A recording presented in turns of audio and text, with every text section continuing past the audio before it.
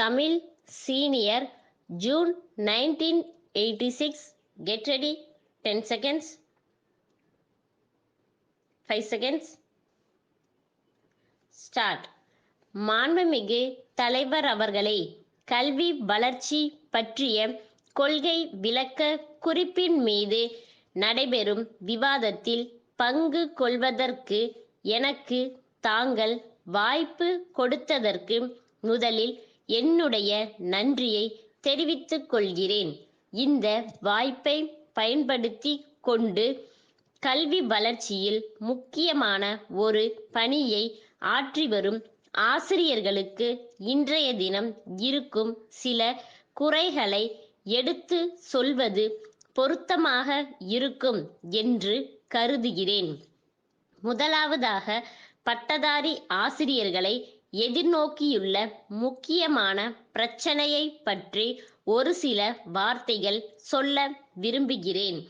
அவர்களில் பலர் பல ஆண்டுகளாகவே தற்காலிகமாக பணியாற்றி வருகிறார்கள்.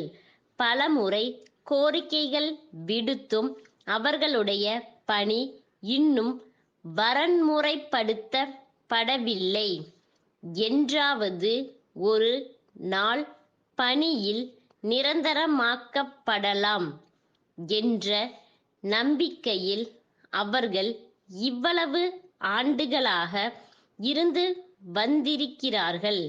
அந்த எதிர்பார்ப்பில் அவர்கள் திருமணமும் செய்து கொண்டு குடும்பஸ்தர்களாக ஆகிவிட்டார்கள்.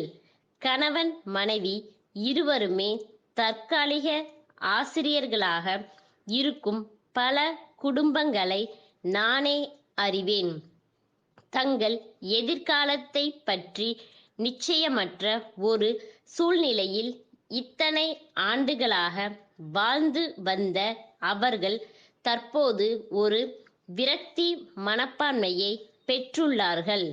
அவர்களை இதே நிலையில் வைத்திருக்காமல் அரசு அவர்கள் பிரச்சனையில் உடனடியாக தலையிட்டு அவர்கள் வாழ்வை மலர செய்ய வேண்டும் என்று கேட்டுக்கொள்கிறேன். அடுத்ததாக, தனியார் பள்ளிகளில் பணிபுரியும் ஆசிரியர்களுக்கு இருக்கக்கூடிய பிரச்சனைகளை பற்றி ஒரு சில வார்த்தைகள் சொல்ல விரும்புகிறேன். தனியார் பள்ளி நிர்வாகங்களை கட்டுப்படுத்துவதற்கான சட்டம் கொண்டுவரப்பட்டு பல ஆண்டுகள் ஆகிவிட்டன. இருப்பினும் அந்த பள்ளிகளில் பணிபுரியும் ஆசிரியர்களின் பிரச்சனைகள் இன்னும் முழுமையாக தீரவில்லை. தனியார் பள்ளி நிர்வாகத்தினர்களில் சிலர் அந்த நிர்வாகத்தில் பணிபுரியும் ஆசிரியர்கள் மீது நியாயமற்ற முறையில் நடவடிக்கை எடுப்பதானது இன்னும் தொடர்ந்து கொண்டிருக்கிறது. அத்தகைய நடவடிக்கைகளை எதிர்த்து சில நேரங்களில் ஆசிரியர்கள் நீதிமன்றத்திற்கு செல்ல வேண்டியிருக்கிறது. அதனால் அவர்கள் மிகுந்த பண செலவும் மன துயரமும் அடைய வேண்டியிருக்கிறது. ஆகவே தற்போது இருக்கிற சட்டத்தை அரசு இன்னும் தீவிரமாக நடைமுறைப்படுத்துவதோடு அதை முழுமையாக பரிசீலித்து அதிலுள்ள பலவீனங்களை போக்குவதற்காக உரிய திருத்தங்களை கொண்டு வரவும் முன்வர வேண்டுமென்று கேட்டுக்கொள்கிறேன். ஆசிரியர்களுக்காக தனியே ஒரு வீட்டு வசதி வாரியத்தை அமைத்துள்ளதானது மிகவும் வரவேற்கத்தக்கது. அதற்காக இந்த ஆண்டு அரசு எவ்வளவு நிதி ஒதுக்க இருக்கிறது என்று தெரியவில்லை.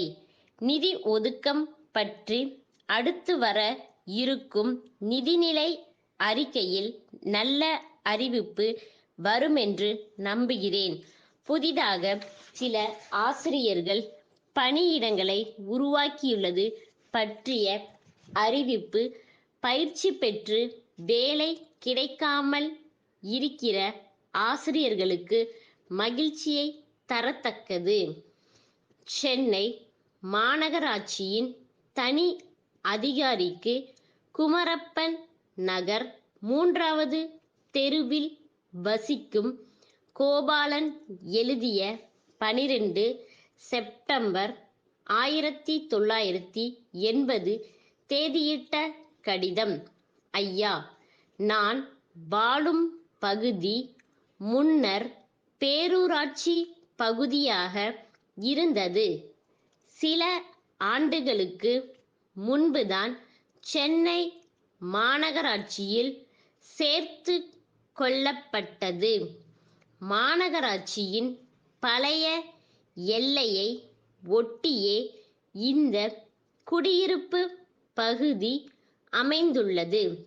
அண்மையில் எங்கள் குடியிருப்பை அடுத்துள்ள பகுதிகளில் நடைபாதை ஆக்கிரமிப்புகளை அகற்றும் பணி நடைபெற்றது.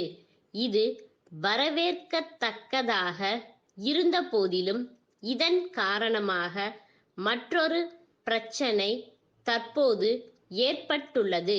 இந்த நடைபாதைகளில் முன்பு சில சிறு வியாபாரிகள் சிறிய கடைகளை அமைத்துக்கொண்டு காய்கறிகள், பழங்கள் போன்றவற்றை விற்று வந்தனர்.